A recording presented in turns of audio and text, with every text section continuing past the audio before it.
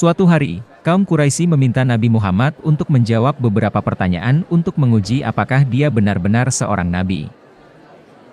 Ceritakan kepada kami tentang musafir perkasa yang mencapai batas timur dan barat. Nabi Muhammad menjawabnya melalui Al-Quran, Surat Al-Kahfi ayat 83-102. Dan mereka bertanya kepadamu tentang Zulkarnain. Katakanlah, akan kubacakan kepadamu kisahnya. Sungguh, kami telah memberi kedudukan kepadanya di bumi, dan kami telah memberikan segala sesuatu jalan kepadanya. Setelah dia mengucapkan seluruh ayat, orang-orang Quraisy tidak percaya dan menganggap keterangan itu tidak benar. Di dalam Al-Quran Surat Al-An'am ayat 25 mereka berkata, Ini tidak lain adalah dongeng orang-orang zaman dulu. jadi, menurut orang-orang Quraisy, jawaban Muhammad tentang musafir perkasa itu tidak lain adalah dongeng atau mitos. Apakah itu benar? Bagaimana mereka mengetahuinya? Untuk mengetahui jawabannya, terlebih dahulu kita harus mengetahui siapa Dzulkarnain itu. Selama berabad-abad, sebagian besar sejarawan Muslim dan komentator Al-Quran merasa yakin bahwa sebenarnya Dzulkarnain adalah Alexander Agung, yang adalah seorang raja dari Masedonia di Yunani. Misalnya, Ibnu Ishaq berkata dalam Sirat Rasul Allah, seorang laki-laki yang sering menceritakan kisah-kisah orang asing, yang disampaikan di antara mereka, memberitahuku bahwa Dzulkarnain adalah seorang Mesir yang bernama Marzuban bin Mardaba, asal Yunani. Tafsir Jalalain juga mengatakan bahwa Dzulkarnain adalah Alexander Agung, dan mereka orang-orang Yahudi menanyaimu tentang Dzulkarnain yang bernama Alexander, dia bukan seorang nabi. Penerjemah Al-Quran terkenal Abdullah Yusuf Ali memiliki keyakinan yang sama. Secara pribadi, saya tidak ragu sedikitpun bahwa Dzulkarnain adalah Alexander Agung. Alexander sebenarnya yang ditulis di buku sejarah, dan bukan Alexander yang hanyalah legenda rakyat. Alexander Agung menaklukkan Mediterania Timur, Mesir, Timur Tengah, dan sebagian Asia dalam waktu yang sangat singkat. Banyak orang mengaguminya dan menulis dongeng tentangnya. Callisthenes dari Olynthus, yang merupakan sejarawan istana Alexander, menulis beberapa manuskrip biografi novelistik Alexander Agung pada tahun 334 sebelum Masehi. Teksnya dikenal sebagai The Alexander Romance dan menyebar ke seluruh Timur Tengah sejak 4 Masehi, dan diterjemahkan dalam berbagai bahasa seperti Syriak, yakni bahasa orang-orang Assyria, Ibrani, Persia, Arab. Alexander Romance versi Syriak diterbitkan pada awal 6 Masehi, dan telah dikenal luas di kalangan masyarakat Timur Tengah pada abad 7 Masehi, pada masa Nabi Muhammad. Sejarawan Ernest A. Wallis Budge menerjemahkan teks Syriak ke dalam bahasa Inggris, dan buku itu diberi judul The History of Alexander the Great, being the Syriac version of the Pseudo-Callisthenes. Dari buku ini kita mengetahui bahwa Quran, Surah Al-Kahfi, ayat 83-102, sebenarnya diambil langsung dari Alexander Romance versi Syriak. Mari kita lihat kesamaan yang mencolok. Bagian 1. Dua tanduk. Uang logam yang menggambarkan Alexander dengan tanduk domba jantan di kepalanya pertama kali dicetak tak lama setelah kematiannya. Pada abad pertama sebelum Masehi, uang logam perak yang menggambarkan Alexander dengan tanduk domba jantan digunakan sebagai mata uang utama di Arab. Koin imitasi digunakan di semenanjung Arab selama 1000 tahun lagi. Hubungan Alexander dengan dua tanduk ini dikenal luas di seluruh wilayah pada saat itu.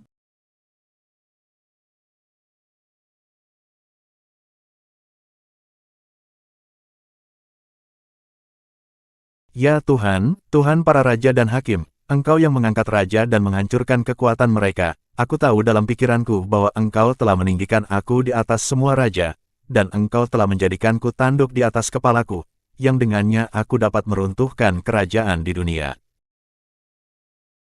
Dalam Al-Quran, Surah Al-Kahfi, Dzulkarnain berarti dia yang memiliki dua tanduk.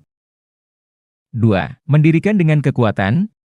Di awal kisah legenda Syriak, Alexander berdoa kepada Tuhan agar dia diberi kekuatan dari surga untuk memerintah kerajaan-kerajaan di bumi.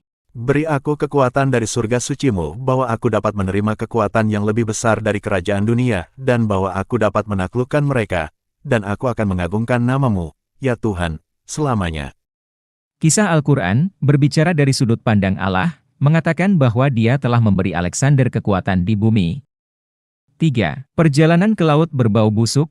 Perjalanan pertama Alexander adalah tempat di dekat terbenamnya matahari, dikenal sebagai Oceanus, yang adalah samudra, yang dipercaya mengelilingi bumi yang datar.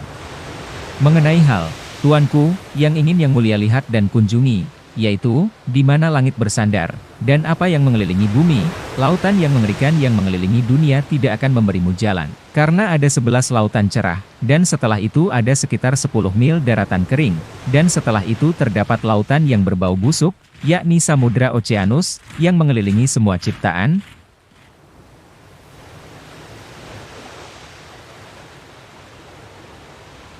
Legenda Syriak menyebutkan bahwa air busuk, dan kata Syriaknya adalah Sarya, sedangkan Quran mengatakan airnya keruh, dan kata Arabnya adalah Hamia. Baik Sarya dan Hamia adalah sinonim.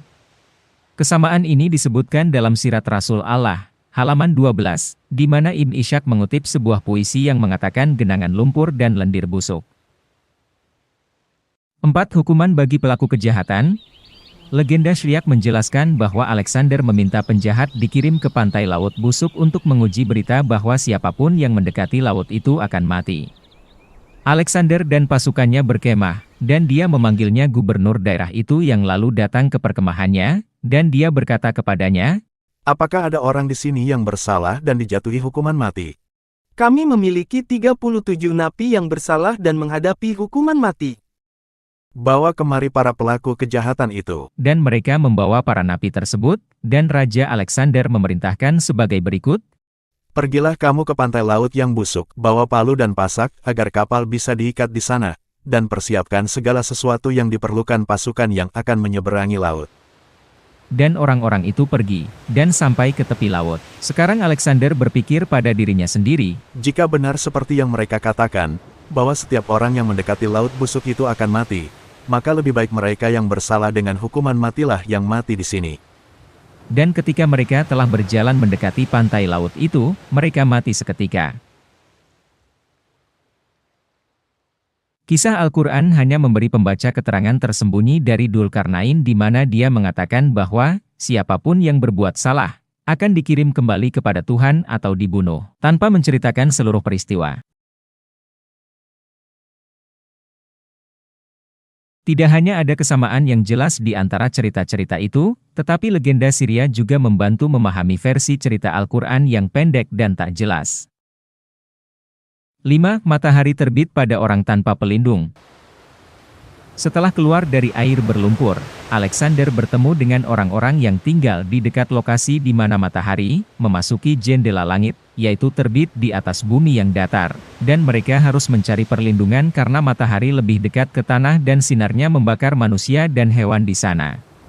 Setelah seluruh perkemahan didirikan, maka Alexander dan pasukannya berjalan di antara laut yang berbau busuk dan laut yang cerah, ke tempat matahari naik ke langit, karena matahari adalah hamba Tuhan, dan baik pada malam maupun siang hari, dia tidak berhenti dari perjalanannya.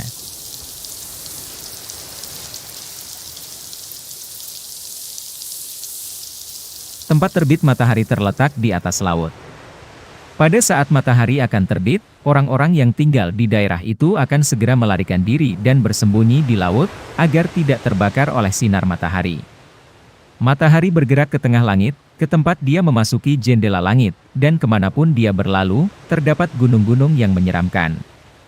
Orang-orang yang tinggal di daerah itu membuat gua-gua dengan melubangi bebatuan di gunung-gunung. Begitu mereka melihat matahari akan melewati mereka, maka manusia dan burung akan lari menjauh dari matahari, dan bersembunyi di gua-gua. Bebatuan akan hancur lebur terkena panas matahari yang membara, dan lalu bebatuan itu berjatuhan. Manusia atau binatang-binatang yang terkena bebatuan itu akan binasa. Al-Quran menyampaikan pesan serupa, meskipun tidak memberikan alasan mengapa orang tidak memiliki perlindungan terhadap matahari. 6. Gog dan Magog menjarah dan merusak bumi. Legenda Syria kemudian menyatakan bahwa Alexander bertemu dengan orang-orang yang tinggal di dekat celah gunung. Penduduk asli ini menceritakan tentang suku Hun, yang menjarah dan merusak bumi dan kemudian kembali ke tanah mereka di sisi lain gunung. Legenda Syiak menyatakan dua raja pertama dari suku ini sebagai Yajuj dan Majuj, nama yang sama persis digunakan dalam catatan Al-Quran. Alexander berkata, Gunung ini lebih tinggi dan lebih angker dari semua gunung yang pernah saya lihat. Ya, demi yang mulia, Tuanku Raja, baik kami maupun nenek moyang kami tidak dapat mendaki satu langkah pun ke atasnya, dan manusia tidak bisa mendakinya, baik di sisi yang ini atau yang itu, karena itu adalah batas yang telah ditetapkan Tuhan antara kami dan bangsa lain yang ada di balik gunung. Siapakah bangsa di balik gunung yang kau maksud itu? Mereka adalah bangsa Hun, Siapa raja mereka? Yajuj dan Majuj. Apakah mereka pernah datang dan menjarah kalian? Semoga Tuhan melestarikan kerajaanmu dan tahtamu, Tuanku Raja. Benteng-benteng ini telah diruntuhkan di tanah kami dan di tanah orang Romawi, telah dihancurkan oleh mereka juga telah menghancurkan menara-menara benteng, saat mereka datang untuk menjarah, dan merusak bumi milik orang Romawi dan Persia, dan kemudian mereka lalu kembali ke wilayah mereka sendiri. Quran mengatakan keterangan yang sama tanpa rincian cerita yang jelas.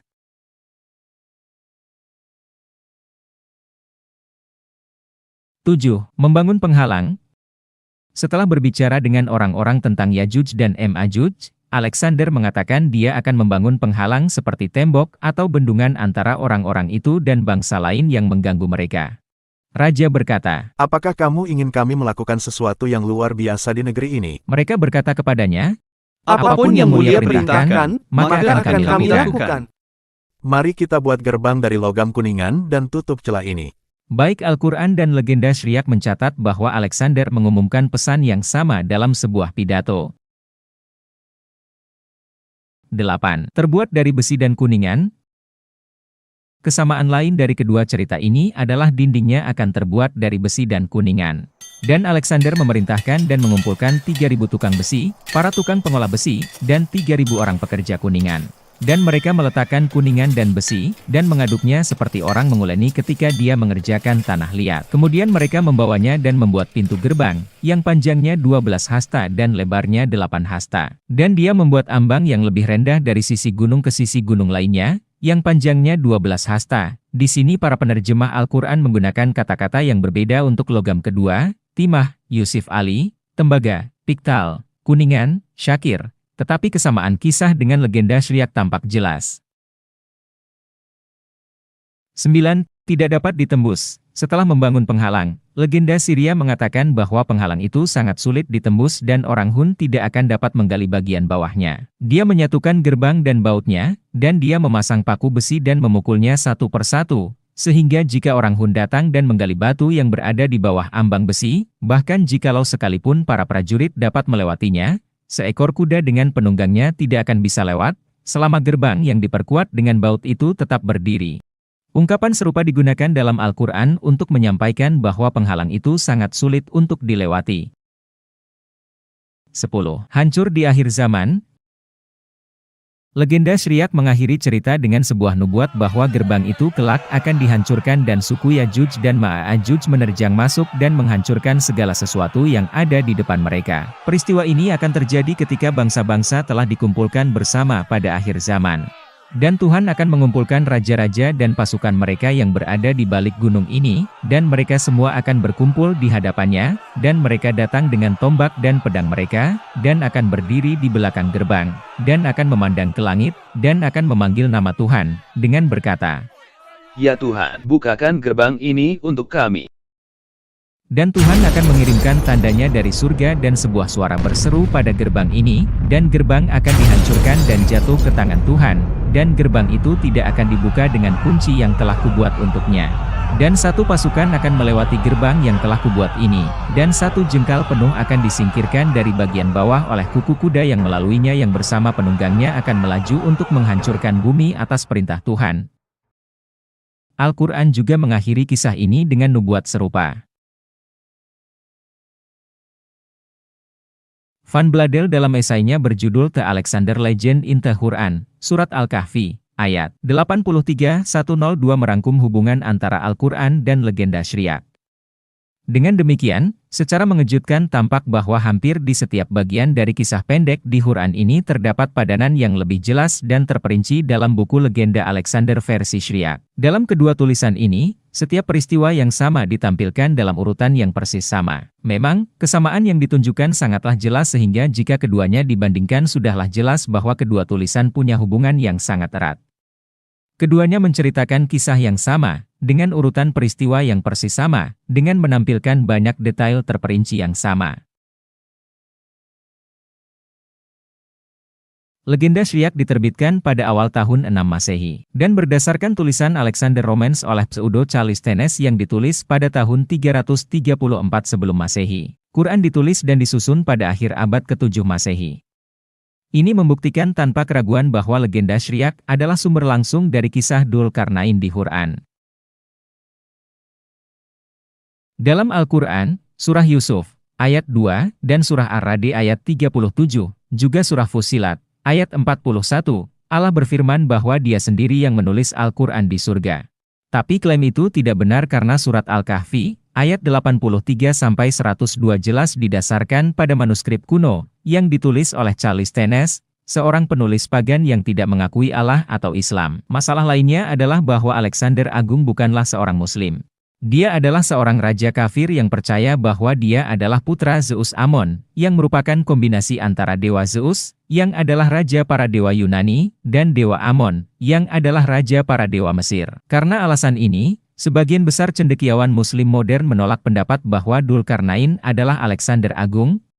Teori lain yang paling diminati saat ini adalah bahwa Dzulkarnain adalah Raja Cyrus Agung dari Persia. Pendukung teori Raja Cyrus mengklaim bahwa dia itu memeluk agama Zoroastria, yang juga mereka klaim sebagai agama monoteistik. Namun, Ensiklopedia Iranica dalam artikelnya tentang Raja Cyrus, di bagian tentang kebijakan agamanya, mencatat hal berikut, di sebuah kuil di Uruk dia menyebut dirinya, penjaga kuil Esagila dan Ezida, masing-masing tempat suci Dewa Marduk di Babilonia dan Dewa Nabu di Borsippa. Di silinder Cyrus dia mengklaim bahwa Dewa Marduk telah memerintahkannya untuk menjadi penguasa seluruh dunia dan memperlakukan orang Babilonia dengan adil. Terjemahan silinder Cyrus dari British Museum menunjukkan bahwa Raja Cyrus menyembah Dewa Marduk yang merupakan raja dewa pagan dari Mesopotamia kuno dan dewa pelindung kota Babilonia. Raja Cyrus tidak dikenal sebagai pemilik dua tanduk. Tidak ada cerita tentang Raja Cyrus pergi ke tempat matahari terbit, atau bahwa dia ada kaitannya dengan Yajuj dan Ma'juj, atau pernah membangun tembok besi di antara pegunungan. Jika kita bandingkan ini dengan versi legendaris Alexander, kita punya bukti lengkap bahwa Alexander legendaris adalah orang yang diidentifikasi sebagai Dzulkarnain di dalam Al-Quran dan bukan Cyrus. Kisah Dzulkarnain dalam Al-Quran diambil dari kisah Alexander Romans versi bahasa Syriac. Ini menyebabkan beberapa konsekuensi teologis yang sulit dijelaskan. Misalnya, siapa sebenarnya Dzulkarnain kalau bukan Alexander Agung atau Raja Cyrus? Di mana laut busuk yang dia kunjungi untuk melihat matahari terbit? Di mana tembok logam raksasa yang dia bangun? Di manakah orang-orang Yajuj dan Majuj saat ini? Mungkin akan lebih mudah menjawab semua pertanyaan ini jika memahami bahwa cerita itu hanyalah legenda masyarakat kuno, seperti yang dikatakan masyarakat Quraisy dalam Al-Quran Surat Al-An'am ayat 25. Ini tidak lain adalah dongeng dari orang-orang kuno.